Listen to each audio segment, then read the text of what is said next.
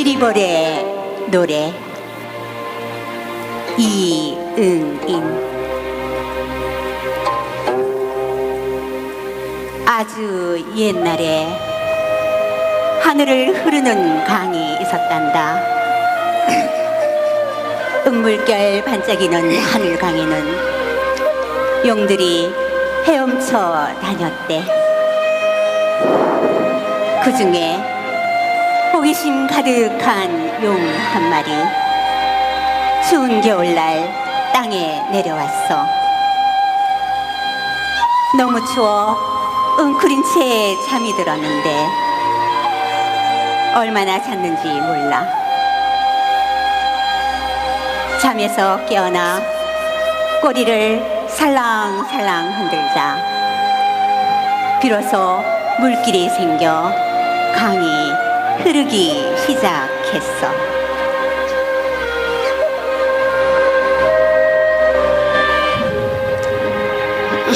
가지산 자락 호박소에 살던 어린 이무기들도 물소리 따라 철랑철랑 길을 났었대. 그제서야 나무에는 잎이 돋고 새들은 목이 튀었다고 해. 이때부터 머릿빛 맑은 눈을 가진 사람들이 산 밑 물가에 머리를 맞대고 살기 시작했어.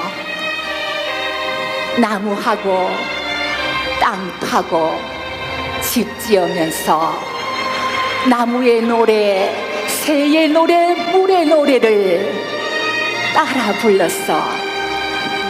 그래서 세상에 노래가 생겨난 거야. 사람들은 화악산과 종남산 많은 산품에 집 짓고 땅 일구고 강에 나가 고기 잡으며 아들 딸 낳고 큰 복을 이루었어. 여기가 바로 미리벌이야. 영남도 우뚝 솟아 물안개 굽이치면 아스미 쪽배에는 낚싯대 가물거리고 갯벌들 늘어진 둑길에는 지게 목발 장단에 흥얼대는 콧노래도 들려. 저기 저 용두산 벼랑에 수줍은 진달래 좀 봐. 빨래 온 아가씨들 방망이 소리에도 가락을 넣는데 골목마다 아이들 노래소리 몰신 솟아나네. 남포에서 배가 뜨면 상남 하남 다 지나서 삼랑진 부산으로 흘러간단다.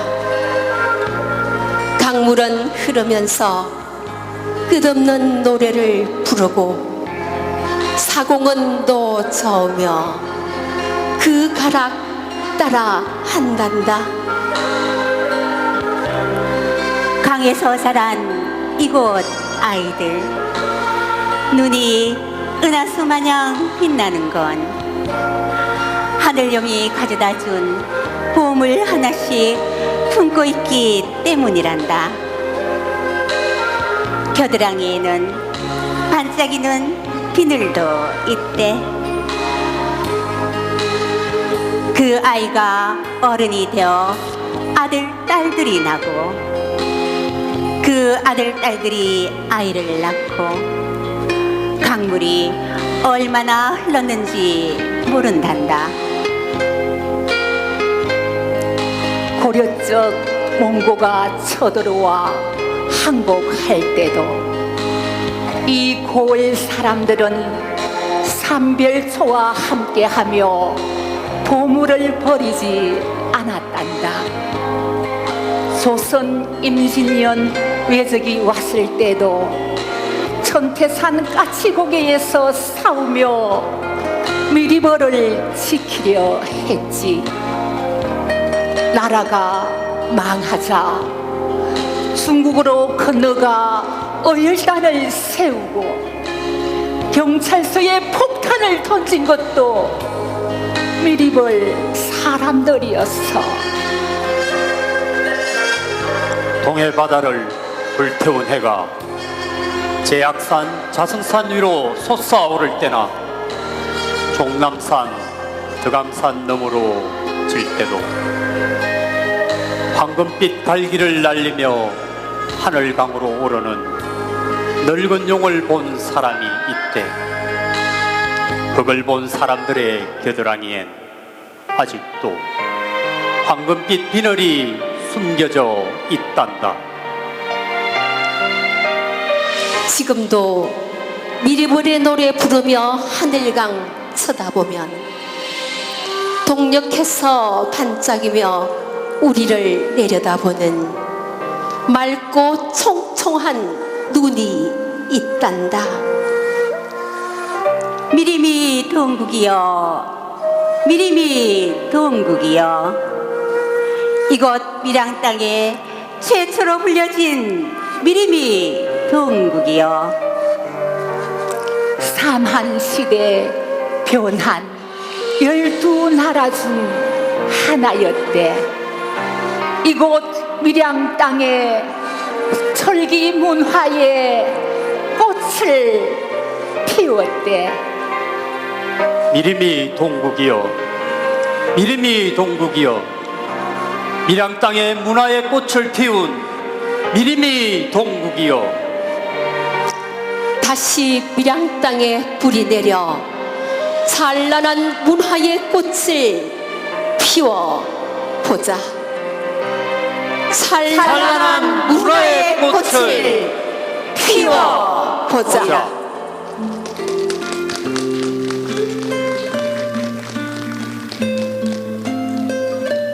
그냥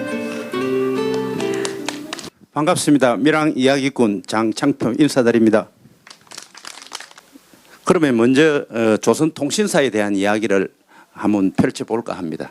여러분, 조선통신사에서 가장 조선 하나하고 통 하나하고 신하고 사하고 네 가지가 있는데, 네 가지 중에서 여러분들 어떤 단어가 가장 중요하다고 생각하십니까? 대부분은 통이라고 생각하거든요. 제가 다른 데서 물으니까 통하면 여러분 통한다는 뜻인데, 실제로 조선통신사에서는 가장 중요한 단어는 신입니다. 신은 뭐냐면 신뢰가 바탕이거든요. 신뢰가 돼야 통할 수가 있거든요. 그 조선통신사는 일본과 우리나라 사이에 그 국왕을 대신하는 그 외교관들이 오고 간 일을 통신사를 하는데, 그 일본이나 우리 왜나 우리 조선이 다 명의 그 명으로부터 그 임금이 책봉을 받습니다. 그래서 대등한 관계에서 그 조선 3대 임금인 태종 때 그런 설린 관계를 유지하다가 최초의 통신사는 세종 11년에 박서생이라는 분이 그 대마도를 가게 됩니다. 여러분들은 대마도를 흔히 서시마라 하는데, 서시마라는 표현을 가급적 쓰지 말고 대마도를 쓰는 게 좋습니다. 대마도는 뭐냐면 우리나라가 그 아득한 옛날에 미림의 동국 이후 그를 즈음에 마한 진한 변환이 있었는데, 그 대마도라는 것은 뭔가 하면 마한을 대하고 있다. 그 말 뜻에는 뭐냐면 그 땅이 우리의 땅이다라는 뜻이 있습니다. 그러니까 앞으로는 서시마라는 말을 쓰지 말고 대마도라는 말을 써주시기 바랍니다. 그 세종 11년에 처음 통신사가 박서생이라는 분이 나라를 대표해 가서 그 대마도에 가서 무엇을 배워오느냐 하면, 그 일본에 가니까 그 논에 물을 푸는 수차가 있었습니다. 그 수차를 보고 와서 임금 세종에게 보고를 하니까 그 세종 임금께서 그 당시에 이제 농업을 장려하기 위해서 우리나라에 수차를 보급해서 농업을 크게 일으켰다는 그런 기록이 있고, 그다음 본격적인 통신사는 그 이후에는 별 뭐 크게 일본과 오고 가는 문제가 없었는데, 외와 우리나라 사이에 가장 큰 문제가 뭐냐면은 외국 문제입니다. 그래서 크게 그 조선을 전기와 후기로 나누면은 임진왜란이 하나의 그 분기점이 됩니다. 그래서 임진왜란 이전에는 조선 전기, 임진왜란 이후에는 조선 후기라 하는데 본격적인 조선 통신사는 조선 후기에 이루어지는데 그 후기에 조선 통신사를 가게 된 결정적인 역할을 한 분이 바로 뭐냐면 오늘의 주제인 사명대사입니다. 임진왜란이 끝나고 저 대마도라는 곳은 조선과 무역을 하지 않으면 결코 살아갈 수가 없습니다.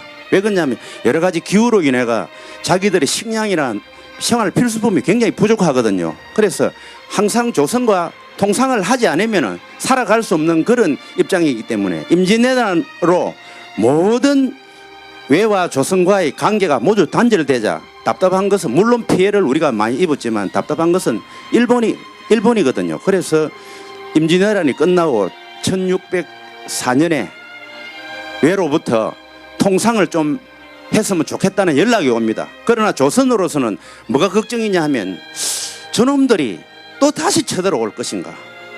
그를 살피는 문제가 굉장히 중요하거든요. 그 다음 또 임진왜란 7년 동안의 그 전쟁에 대한 피해에 대한 보상도 받아야 되고 그 다음에 많은 우리 조선인들이 포로를 갔는데 그 사람들도 우리가 귀환도 시켜야 되고 여러 가지 문제가 있기 때문에 조중에서 그러면은 통신사를 한번 보내보자. 누가 가는 게 좋겠느냐. 그 나라의 조정에 있는 대신들은 아무도 안 가려고 하거든요. 그래서 대신들이 추천한 분이 누구냐 하면 바로 사명대사입니다. 사명대사는 임진왜란 중에 또 외장들을 또 감화시키고 또 뭐 성병장으로서의 활동도 열심히 해서 그 일본인들에게도 널리 신성으로서 그 대단한 성녀로서 알려져가 있거든요. 그래서 그 당시에 이제 부랴부랴 사실 사명대사도 그 당시에 자기 스승인 스산대사가 돌아가셔서 그 스산대사가 주로 계셨던 곳은 묘향산 보현사라는 곳인데 가는 중에 조정으로부터 통보를 받고 부랴부랴 이제 일본으로 떠나게 되는데 그 당시에 한 30명의 그 사신단을 끌고 그 1604년에 8월쯤 돼서 이제 대마도로 가게 됩니다. 대마도로 가서 이제 우리 조선 국왕의 친서를 가져가지요. 친서를 가져가서 그 대마 도주에게 침략에 대한 사과도 받고 이제 통상을 허락하는 그런 이제 공식 문서를 전달합니다. 그러나 그 사명대사가 사실 일본 본토로 가고 싶은 생각이 없었는데 그 당시에 일본이 그 임진왜란을 일으켰던 도요토미 히데요시가 죽고 그 이후에 실권을 잡은 사람이 도쿠가와 이에야스라는 그 이제 실권자입니다. 일본 그 실권자를 쇼군이라 하고도 그 다음에 막부를 합니다. 쇼군은 뭐냐면 그 무력 책임자인데 그냥 세습이 되는 겁니다.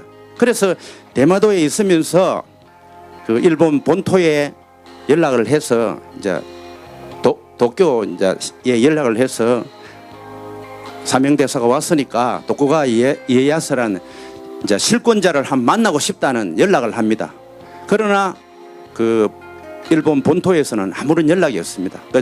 그래서 사명대사는 그 8월에 가서 9월, 10월, 11월 이렇게 늦가을까지 이렇게 기다리면서 언제까지 기다려야 되는 그런 답답한 심정을 또 시로 써가지고 전하기도 하고 그래서 그 한 1604년 한 12월경에 이제 본토로 가게 됩니다. 본토로 가게 되면 가서 여러분도 잘 알다시피 이제 야사에 보면은 그 사명대사를 실험하는 여러 가지가 있지 않습니까? 뭐 그 목욕탕에 유리로 된 목욕탕 밑에 뭐 뱀이나 능구리를 넣어놨다든지 그 다음에 뭐 새로 된 집에다가 불을 떼어가지고 사명대사 이제 도력을 실험하는데 사명대사가 벽에다가 눈설자와 뭐 그 서리 상자를 서 붙였더니 아침에 자고 나니까 수염에도 고드름이 올고 뭐 벽에도 눈과 서리가 내렸다든지 여러 가지 그런 그 야사에 전하는 신통력이 있습니다.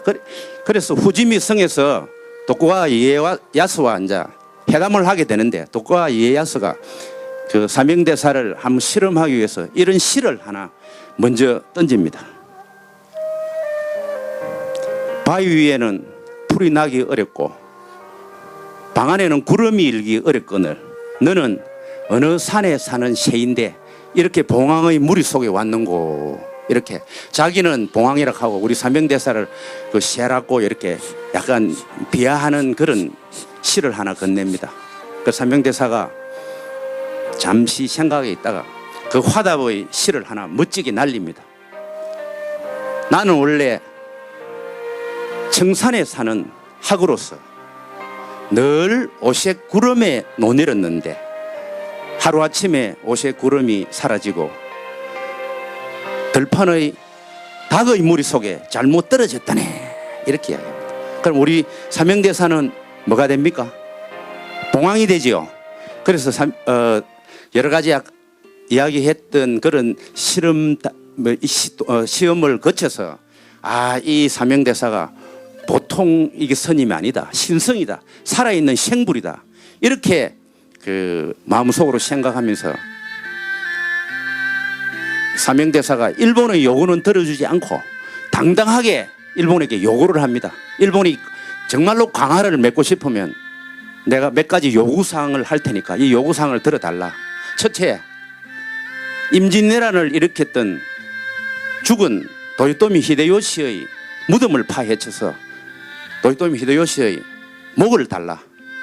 두 번째, 살아있는 남자들의 고환을 또 전쟁을 일으킬지 모르니까 두 섬을 달라. 그 다음에 조선으로부터 빼앗아갔던 여러 가지 보물이나 문화재 같은 것을 반환해 달라. 그 다음에 조선에서 잡아간 포로들, 우리가 피로인이라 하거든요. 아무 생각 없이 잡혀갔기 때문에 그 피로인을 아무 조건 없이 한 10만 명이 잡혀갔습니다. 돌려달라. 그 다음에 일본 천황의 친필로서 다시는 침략하지 않겠다는 그런 약속을 해달라. 이런 이야기들을 그 조선 통신사로서 삼명대사 그런 이야기들을 하거든요. 다시 삼명대사 이야기는 나중에 하겠습니다만은 조선 통신사는 그 아까 서두에서 이야기했습니다만은 1회부터 12회까지가 이루어지거든요. 그 밀항과 관련 있는 사람들을 자료를 한번 찾아보니까 딱 한 사람이 나오더라고요. 제1회에 여우길이라는 사람은 강해군 2년 때 밀항 부사를 지낸 분이고 그분은 뭐 밀항하고 큰 상관은 없습니다. 제9회 때 숙종 때 신유한이라는 사람이 제술관으로 갔습니다. 제술관은 뭐냐면 그 조선통신사에 가서 모든 행적들을 낱낱하게 기록하는 분입니다. 그 신유한이라는 분이 밀항에서 태어나고 생활은 주로 영천이나 뭐 나중에 저 동해 쪽에 있는 장사 이런 곳에 그 현감을 지내신 분인데 그분이 그 260일 동안에 일본을 체류를 가면서 오면서 기록한 그 해유록이라는 책이 그 우리가 흔히 아는 뭐 그 책이 교과서에도 소개되어 있거든요. 다행히 2017년에 조선통신사와 관련되는 모든 기록물들이 세계문화유산으로 지정됐는데 우리 밀항 출신인 신유한이라는 분이 쓴 해유록도 포함해서 세계문화유산 기록유산으로 기록되어 있는 그런 우리 밀항에 난 자랑스러운 그런 인물입니다. 그 부산에 가면은 그 자성대 공원이라고 혹시 들어보셨습니까? 그 자성대 공원에 가면은 영가대라는 곳이 있는데 이 조선통신사는 한번 그 출정을 할 때 대략 사람들이 한 50명 전후가 꾸며집니다. 책임자는 정사, 부사, 종사관, 그 다음에 뭐 약사, 역관, 그 다음에 뭐 화공, 각계각층의 사람들이 모여서 기록도 하고 이러는데 그 조선통신사가 서울서 출발해서 갈 때는 영남 좌도를 이용해 가지고 문경에서 영천으로 해서 울산으로 해서 부산으로 가고 그 다음에 상경을 귀국할 때는 밀항을 이렇게 거쳐갑니다. 밀항 영남 우도로 해서. 그러나 이제 우리 밀항에는 잠깐 휴식을 취하는 정도지 조선통신사의 기록들은 밀항에 많이 남아있지 않습니다. 그런데 이제 부산에 오랫동안 머물면서 그 통신사들이 가는데 가장 방해가 되는 것이 뭐냐면 풍랑이거든요.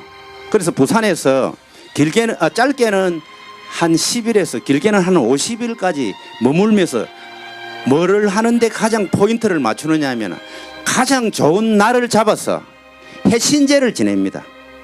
그 해신제를 지내는 것을 제인해놓은 곳이 조금 전에 말씀드렸던 그 부산 자성대 공원의 영가대라고 있습니다. 원래는 그 위치가 아니고 지금 부산진역 쪽에 그쪽도 다 바다였거든요. 그것보다는 조금 더 위쪽으로 그 해신제 지내는 곳이 있었는데 그곳에서 자성대 쪽으로 옮겨서 재현을 해놨다고 합니다.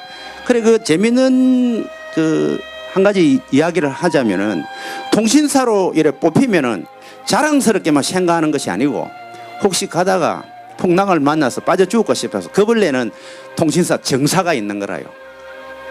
그 11회 때 보면은 그 조음이라는 분이 교과서에도 소개되어 있는데 조음이라는 분이 통신사로 갔는데 사실은 그분이 정사로 뽑힌 게 아니고 정상순이라는 분이 정사로 뽑혔는데 그분이 요즘 저 나름대로 생각해 보니까 좀 소심한 분인 것 같아요. 그래서 그분이 자기 어머니가 아프다고 핑계가 되고 나는 못 가겠다고 이제 요즘 말로 하면 배째라 이래 되는 모양이라. 그런데 이제 결국 가지 못해서 나라에서 귀향을 보냈습니다. 그 대신에 조음이라는 사람이 가서 혹시 여러분 기억하고 있는지 모르지만 대마도에 가서 우리가 지금 흔히 건강식품으로 즐겨 먹는 고구마를 조음이라는 사람이 우리나라에 가져오게 됩니다. 가져와서 처음에 부산과 제주도에서 시배를 합니다. 그래서 제주도에서 아주 잘 돼서 지금 우리가 고구마들이 보면 주로 해안가에 많이 재배를 하고 있지 않습니까? 그런 내용들이 있고 그 다음에 처음부터 조선통신사라고 이야기하지 않았고 제4회 때부터 조선통신사라는 정식 명칭을 쓰고 1회, 2회, 3회 때는 그냥 통신사라고 그런 말을 썼습니다. 뭐 통신사에 대한 이야기는 뭐 요 정도로 하고 그 다음에 사명대사 이야기로 넘어가겠습니다. 사실은 이야기를 많이 준비를 했는데 시간도 조금 제약을 받고 이래서 사명대사 이야기로 넘어가겠습니다. 사실은 사명대사가 맨 마지막 나중에 제가 말씀드리겠습니다만은 단지 사명대사는 임진왜란 때의 성병만의 역할이 아니고 제일 중요한 일은 외와 조선 사이에 그 단절됐던 외교 문제를 해결했던 민간 외교관으로서 굉장히 높이 우리가 평가를 받고 있거든요. 사실 사명대사가 그 스님이라는 그 신분 때문에 사실은 어떻게 보면은 학계나 연구하는 분들이 또 사람들의 인식이 사실은 좀 낮게 평가되어 있거든요. 그 흔히 이제 깊이 연구하시는 분들의 이야기를 들어보면 바다에 이수인 장군이 있다면 육지에는 물론 건율 장군도 있지만은 우리 성병을 이끌었던 이 사명대사의 그 공을 결코 잊지 못하거든요.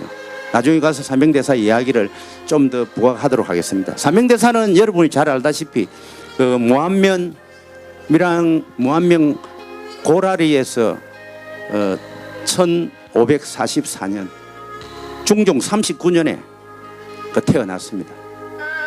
7살 때 할아버지로부터 그 한문을 배우고 그 다음에 13살 때 황여은이라는 홍무관 대제학을 지나는 분으로부터 파스 삼경과 그 다음에 당송의 유명한 사람들의 시를 배워서 어릴 때부터 유교적인 학문의 바탕이 탄탄한 곳에 있었습니다.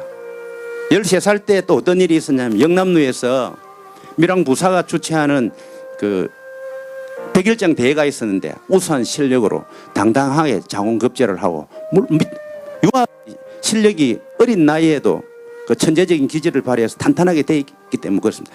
그러나 13세, 14세, 15세에 이어서 할아버지, 아버지, 어머니가 돌아가십니다. 그러니까 치리에 빠지면서 삶과 죽음에 대한 깊은 생각을 하게 됩니다. 그래서 16살에 여러분 잘 알다시피 출가를 합니다. 가출을 하는 게 아니고 가출과 출가는 묘하거든요. 출가를 합니다. 어디를 했겠습니까? 여러분 아마 많이 들었을 건데 황악산에 있는 직지사로 출가를 합니다. 그 직지사로 출가할 때 그 황악사에 아주 유명한 신묵화상이라는 분이 계셨거든요. 시간이 있으면은 야사도 이야기를 좀 할 건데 오늘은 야사는 조금 생략을 하겠습니다. 그 그래서 신무 화상으로부터 오계를 받고 이제 사미가 됩니다. 우리 사미라는 말은 뭐냐면 수습 성녀입니다. 그래서 거기서 공부를 하고 그 수산대사는 제1의 성과에서 급제를 한 분인데 그 당시에 이제 시대가 어떻게 18살이 될 무렵에 시대적 배경이 어떻게 되느냐 하면 조선 명종임금이라고 14살의 왕이 올랐는데 너무 어려서 자기 어머니인 문종왕후가 섭정을 하게 됩니다. 그 시대에 그 무렵에 우리 밀양과 조금 관련을 지으면은 어떤 밀양에는 훌륭한 분이 살아 계시냐면은 여러분 저 밀양강 이렇게 설 올라가면 금시당이라고 들어보셨지요? 금시당의 주인공인 금시당 이광진 선생님이 그 당시에 좌부성지 지금으로 하면 대통령 비서관의 일을 하고 있습니다. 결국 그 이광진 선생도 조선이 유교 국가인데 그 문정왕후가 궁궐에서 불사를 많이 일으키거든요. 결국 그런 상소문을 올리다가 홍구 세력들한테 약간 밑비어가지고 나중에 자천이 되는 그런 시대적인 아픔도 우리 밀양이 갖고 있습니다. 18살에 경기도에 있는 봉은사에서 성과시험을 칩니다. 성과시험은 어떤 단계를 거쳐야 되느냐 하면 4단계를 거칩니다. 첫째는 초시라 해서 불경에서 출제를 해서 간단한 테스트를 해서 한 3,000명을 뽑고 그 다음에 초시에서 200명을 거르고 그 다음에 중시에서 100명을 거르고 그 다음에 종시에서는 마지막 면접시험을 칩니다. 면접시험을 쳐서 마지막 30명을 뽑는데 그 당시에 조선의 그 불교를 대표하시는 분이 누구냐 하면 문정왕후가 아주 사랑했던 보후대사라는 분이 있습니다. 그 보후대사가 마지막 면접관으로 옵니다. 면접관으로 와서 이제 그 사명대사가 신무 화상으로부터 유정이라는 법명을 받았거든요. 그래서 이제 앉아 있으니까 이 보후대사가 안 들어오겠습니까? 들어오는데 그 어린 유정이 18살 된 유정이 들어와도 인사를 안 합니다. 인사를 안 하니까 유정이 보후대사가 어떤 말을 하느냐 하면 요즘 말로 하면 어떤 건방진 사미가 사람이 오는데도 그렇게 거만하게 인사도 없느냐 그냥 어디에 있는 사미인데 그렇게 거만하냐 이러니까 어린 유정이 이런 이야기를 합니다. 이 법에는 주인과 손님이 없고 노소가 없는데 어찌 거만하다고 하십니까? 그러니까 다시 너는 어디서 왔느냐 이러니까 일찍이 간 곳이 없는데 온 곳이 어디에 있겠습니까? 참 당돌하기 짝이 없지요. 그래서 이제 보고대사가 다시 묻습니다. 너는 어디에 있느냐? 예, 제 마음 속에 있습니다. 저 갈수록 태사입니다. 그러니까 네 마음은 어디에 있느냐 이렇게 보고대사가 물었을 때 비로소 탁 일어나서 자세로 인사를 탁 합니다. 그렇게 어린 유정도 그래 내를 테스트 한번 하고 싶으면 한번 해봐라는 어쩌면은 그런 마음이 있었을지도 모르지 않겠습니까? 그러면서 보후대사가 이런 이야기를 합니다. 참 당돌한 소년이구나. 원숭이 제주를 함부로 부르지 마라. 그러면서 마지막으로 묻습니다. 어떤 것이 불법이냐? 예, 알면은 모두가 불법입니다. 어떤 것이 불법이 아니냐? 모르면 불법이 아닙니다. 그렇게 이야기를 합니다.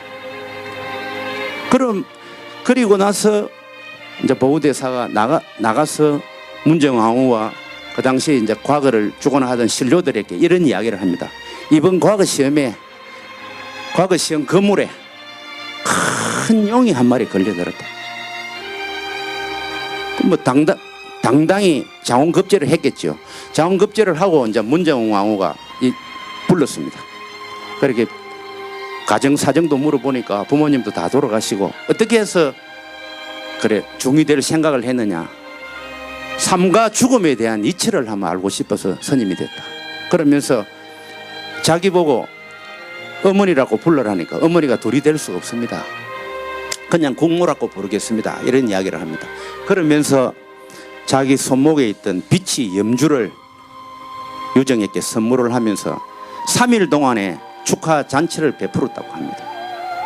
그 이후에 한 30살에 신무화상이 돌아가고 그 황학사 주지가 됩니다. 주지가 되고 30한 2세 정도 돼서는 그 당시에 조선에서 가장 큰 나라의 국찰이 봉은사인데 봉은사 주지로 임명되었습니다마는 거절하고 전국 오대산, 설악산, 금강산, 태백산, 팔공산 전국을 다니면서 그 수행을 합니다. 구름 따라 바람 따라 그렇게 수행하는 것을 뭐라 하느냐면 운수행이라 합니다. 구름을 따라다닌다고.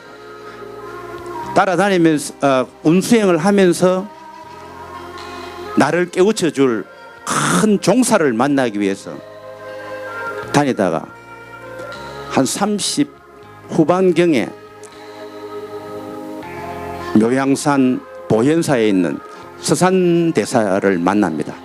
서산대사를 만나서 스승으로 삼고, 그 당시에 서산대사에게는 세 사람의 유명한 제자가 있었습니다. 우리 사명당 유정, 그 다음에 서산대사는 청어당 서산대사거든요.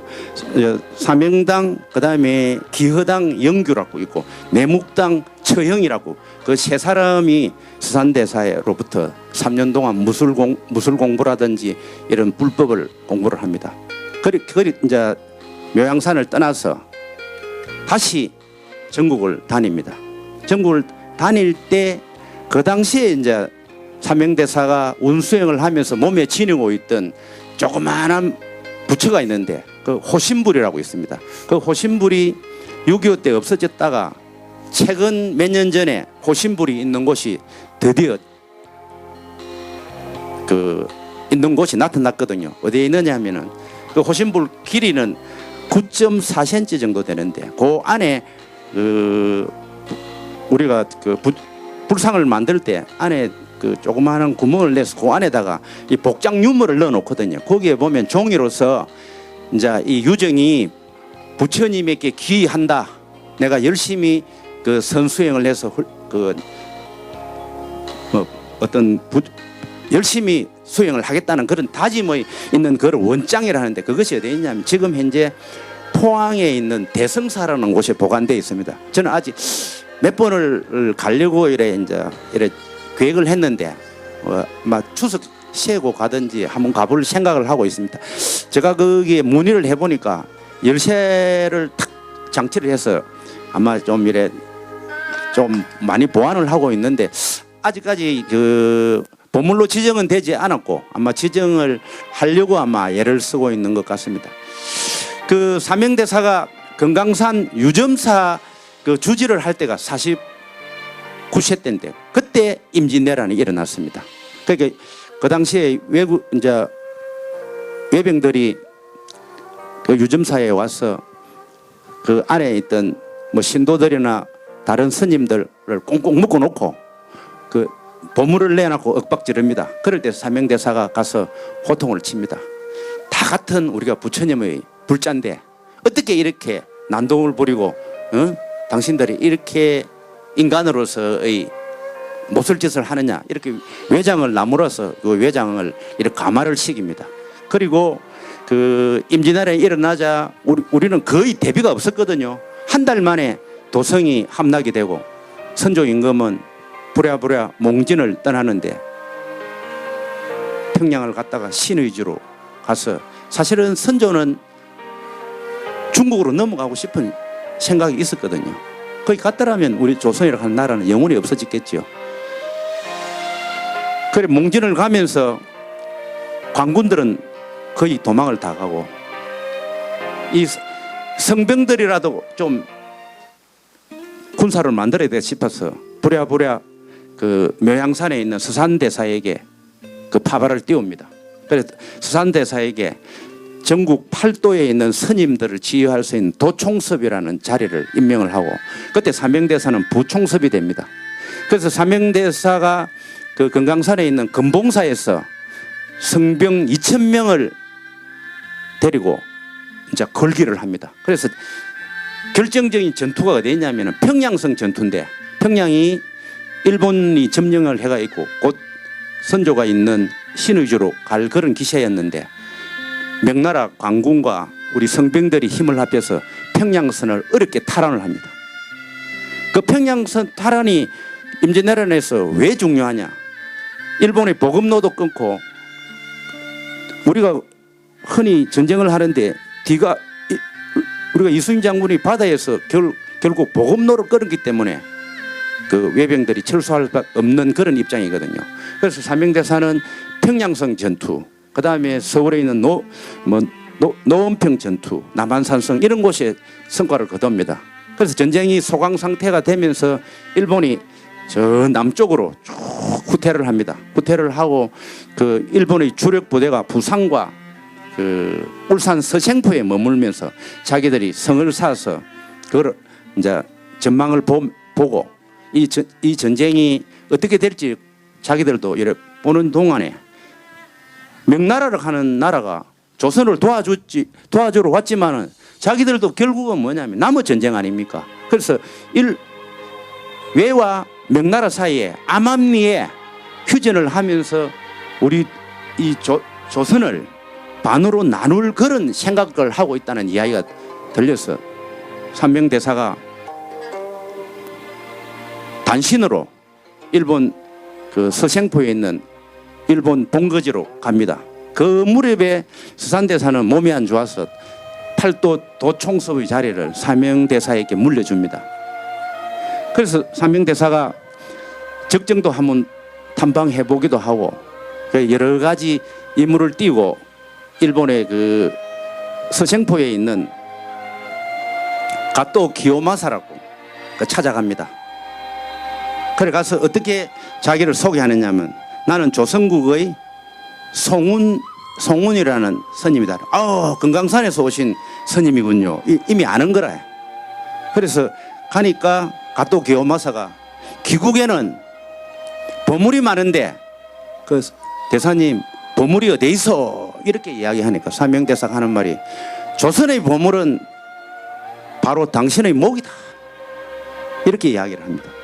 그래서 그때부터 삼명대사의 별명이 뭐냐면 설보화상입니다.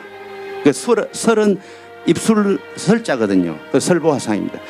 거기서 이제 그 적정도 한번 살펴보기도 하고 그런 기록들이 어디에 있느냐면은 그 삼명대사 표충사에 가면 유물 전시관에 가면은 그 목판본으로 되어 있는 분청선안록이라는 7권으로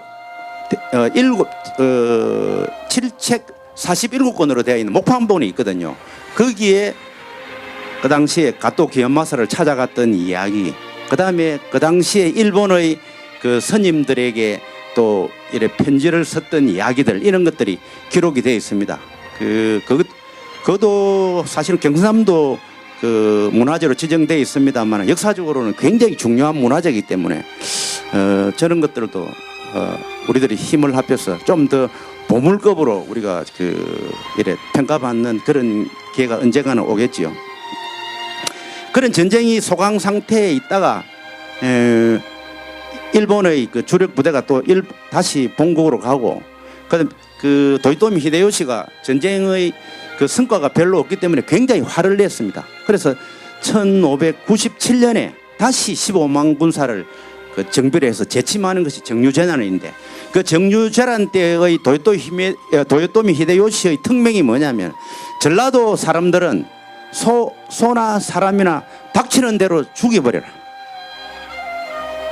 그런 차에 그 다음에 1598년에 그 침략의 원흉인 도요토미 히데요시가 죽게 됩니다.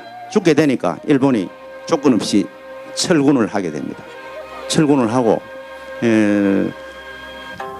몇 년이 지나고 나서 우리 조선에서 걱정스러운 것이 다시 군부를 잡은 사람들이 쳐들어올까 싶은 그런 걱정. 그동안에 이제 또 전쟁에 대한 복구성을 다시 고친다든지 군량미를 비축하다는 이런 일들이 있었습니다. 그러던 차에 아까 서두에서 말씀드린 일본 그 대마도주가 통상을 요구해서 이제 우리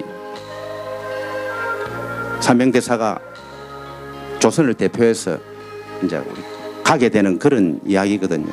우리 또 삼명대사는 그 성녀지만은 유교 학자인 그 허균하고 아주 친했거든요. 허균이 그 흑윤과 친한데 우리 자기 스승인 서산대사는 그 유학자들과 친하게 지내는 것을 좀 경계를 합니다. 사실 흑윤과 우리 삼명대사와의 나이 차이는 그 25살인데도 그 의형제를 맺으면서 서로 호형호재를 하는 그런 관계입니다.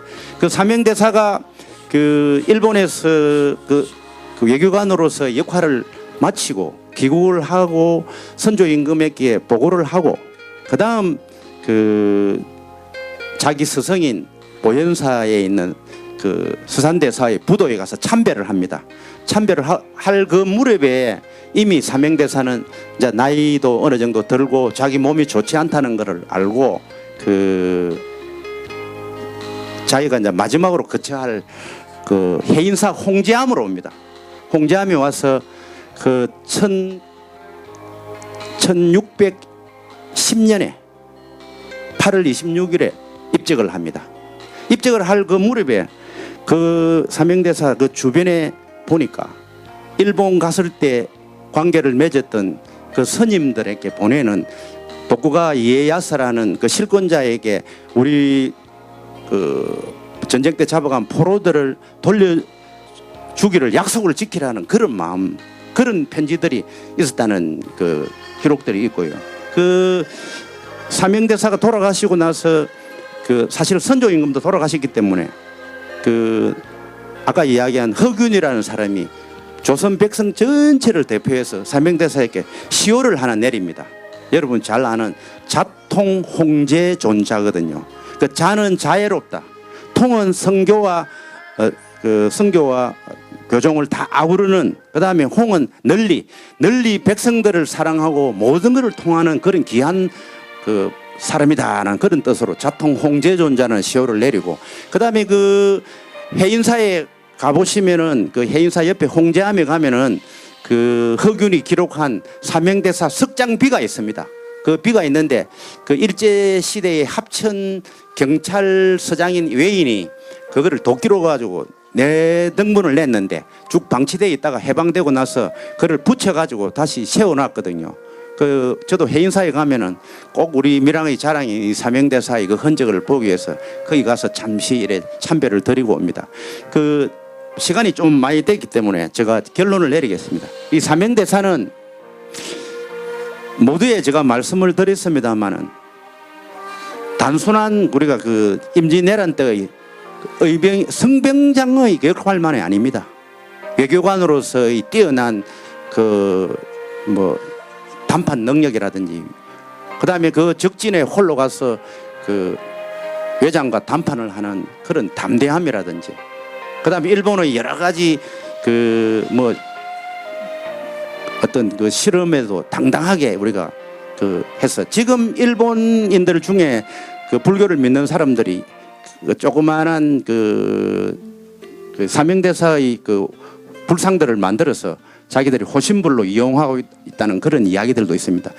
그 삼명대사가 그 조선시대에 별로 대접받지 못하는 스님으로서 그 성병에 참여해서 전쟁을 역전을 거두는 평양성 전투에서 큰 공을 세운 것은 물론이고, 전쟁 이후에 민간 외교관으로서 가서 다른 관리들이 하지 못하는 그 일본과의 통상을 맺어서 그 이후에 200년 동안에 조선과 외 사이에는 아무런 전쟁이 일어나지 않는 그런 평화 시대를 이끌었던 민간 외교관으로서의 그 역할, 우리가 스님이 아니었더라면 더 크게 우리가 그 대접받고 이 평가받아야 될 건데, 그러나 우리는 우리 가슴 속에 우리 밀양 출신이기 때문에 우리가 좀 더 자랑스럽게 생각하고, 표충사에 가면은 삼명대사 유물 전시관에 오늘 시간이 없어서 유물에 대한 것도 좀 소개를 해야 되는데, 그 다음 그 고라리에 있는 그 기념관 이런 거를 사실 좀 소개를 하려고 준비를 많이 했습니다만 시간이 그 제약이 있기 때문에 다 말씀 못 드리는 걸 너무 안타깝게 생각합니다. 우리는 가슴 속에 그 삼명대사를 배출한 우리 이런 호국의 고장에 사는 우리가 후예라는 것을 자랑스럽게 생각을 하면서, 우리가 이 다 그 국가가 정하는 이런 코로나 지침을 잘 지켜서 그 앞으로 코로나 없는 그런 세상, 또 우리 밀양이 더 발전할 수 있는데 우리가 밑거름이 되면서 삼형대사를 여러분들도 널리 많이 홍보해 주시기를 바라면서 이상으로 저 거리 강연을 마치겠습니다. 감사합니다.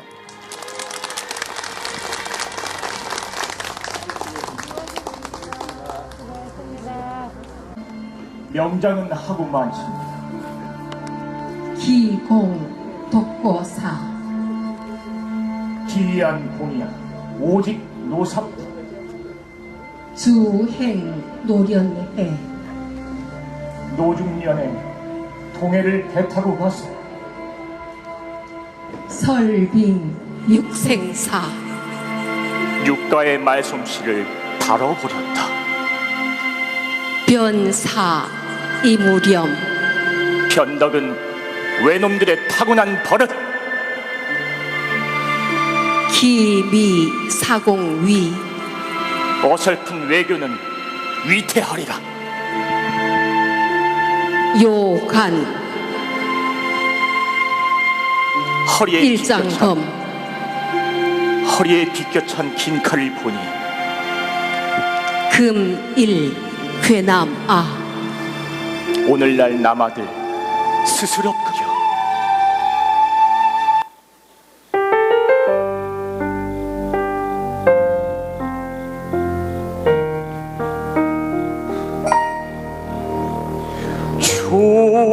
조선은 어디에 있는가? 나의 조선의 운명은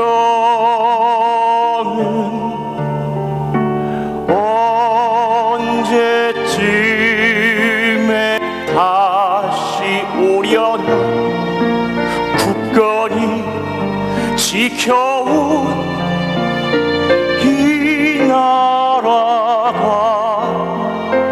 왜 놈들의 욕심은 가득 차 있고 이 나라의 폭풍은 백성을 향하니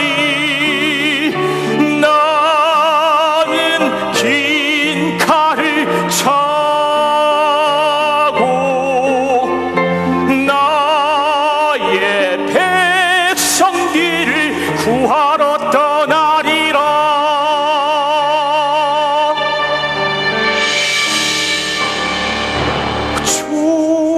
조선은 다시 눈물을 흘리지 않으리. 우리 동포들을 반드시 우리 조선으로 데려올 것이다. 조선은 어디에 있는가? 나의 조선은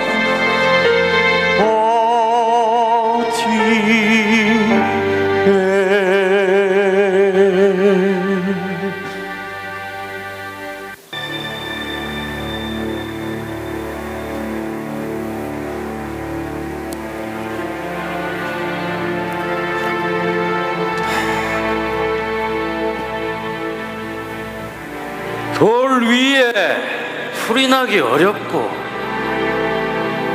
항안에 구름이 일기 어렵거늘 너는 어느 산에 사는 새인데 여기 봉황의 무리 속에 왔는가? 내 본디 청산에 사는 학인데 오직 오색구름 위에 논이었는데 하루아침 오색구름 거쳐 들 위에 박무리에 잘못 떨어졌도다.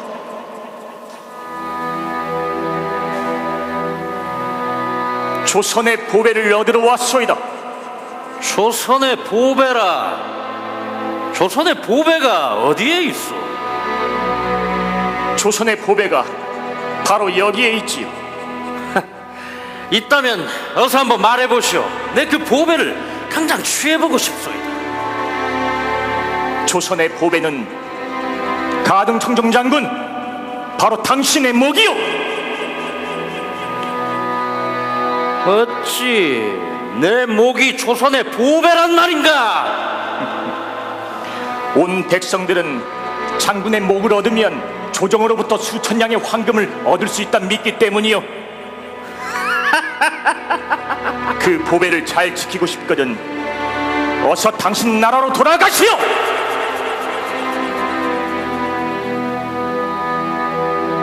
내 목이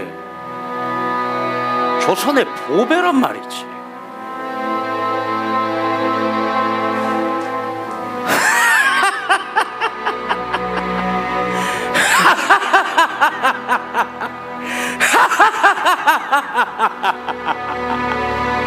(1592년) 임진년의회라는 조선 건국 이래 최대의 국난이었다. 그때 전국 각지에서 어병들이 일어나 나라를 위기에서 구했다. 수산대사 휴정, 사명대사 유정 등은 성녀들도 큰 역할을 했다. 사명대사께서는 성녀들을 이끌고 평양성 탈환을 하는 데 크게 기여하셨다. 뿐만 아니라 가등청정 등 적장과의 담판에서 전쟁을 유리한 쪽으로 끌어가는 데 결정적인 역할을 하셨다. 가등청정은 일본군과 함께 사명대사의 배짱에 내심 경탄을 금치 못하였다. 그 소문은 현해탄을 건너 토요토미 히데요시의 귀에 들어갔다. 히데요시는 사명대사를 보고 싶어 하였다. 그 후 정묘재란이 끝나고 조선과 일본국 사이에서 전후 강화교습이 이루어질 때 사명대사께서는 현해탄을 건너 일본국의 사신으로 가게 되었다.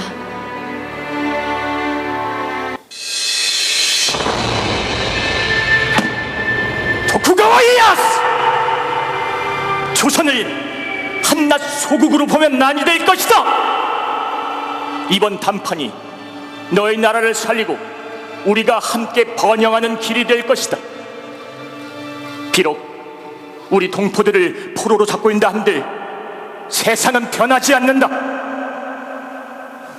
내일 우리 동포들과 함께 내 나라, 내 조국 조선으로 돌아갈 것이다.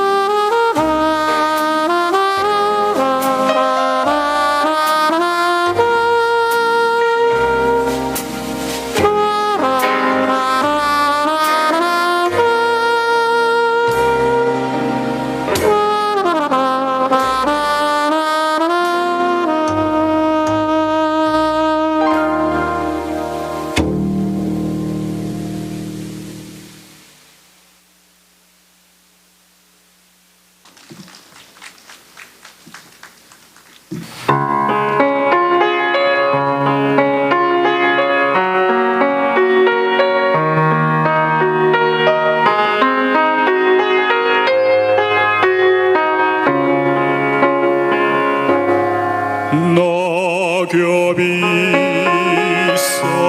쌓여서 들을 숙여나다 낙엽이 쌓여서 들을 숙여나다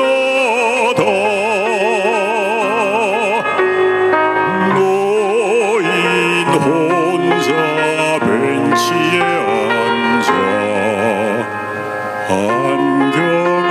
안경알을 닦는 사이 귀찮은 낯발을 씻고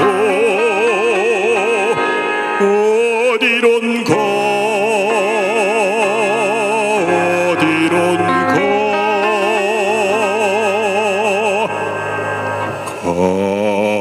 가고 있다.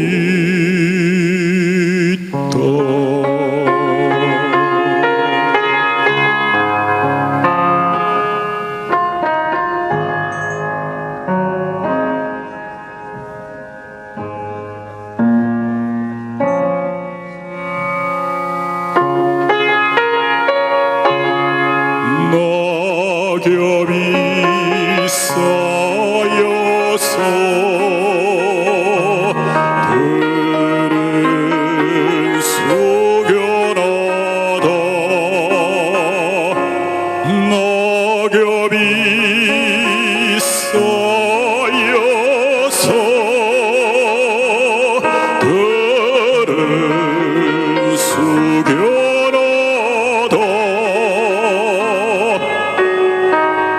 노인 혼자 벤치에 앉아 안경알을 닦는 사이 귀찮은 낯발을 씻고 어디론가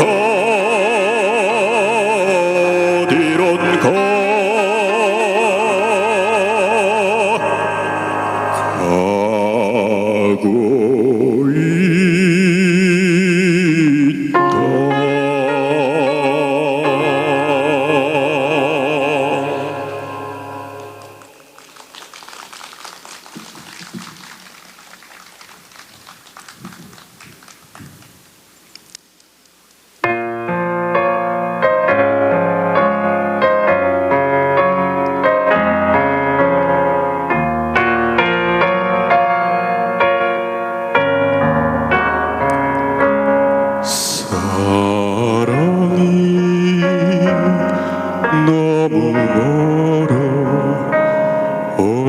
없다면 내가 갈게 말 한마디 그리운 저녁 얼굴 마주하고 앉아 그대 꿈 가만 들어주고 내 사랑 들려주는 그립다는 곳으로래죠 잃어버린 향기가 아닐까 사는 게 뭔지 아무 못하리 그리워지는 날에는 그대여 내가 먼저 달려가 꽃으로 서 있을게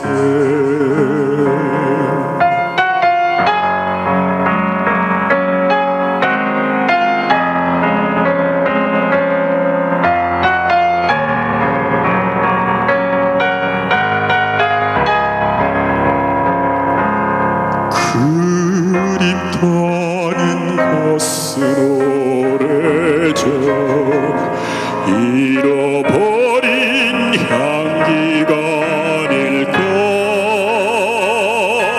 사는 게 뭔지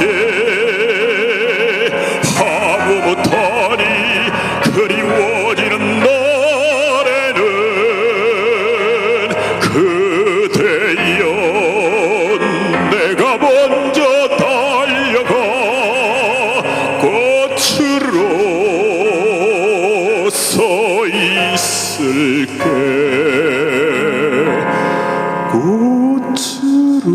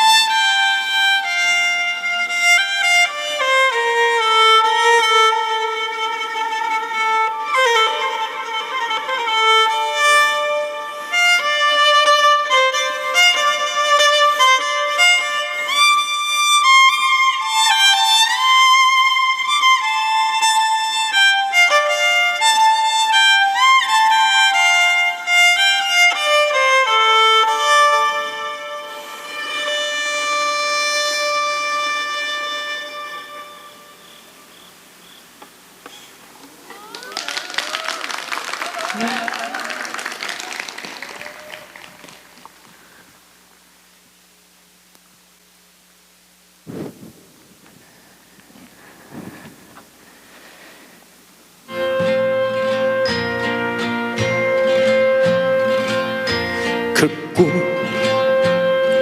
이룰 수 없어도 싸움 이길 수 없어도 슬픔 견딜 수 없다 해도 길은 험하고 험해도 정의를 위해 싸우리라. 사랑을 믿고 따르리라. 잡을 수 없는 별일지라도 힘껏 팔을 뻗으리라. 이게 나의 가는 길이요, 희망조차 없고 또 멀지라도 멈추지 않고 돌아보지 않고 오직 나에게 주어진 이 길을 따르리라. 내가 영광의 이 길을 진실로 따라가며 죽음이 나를 덮쳐와도 평화롭게 되리. 세상 밝게 빛나리라. 이 한 몸 찢기고 상해도 마지막 힘이 다할 때까지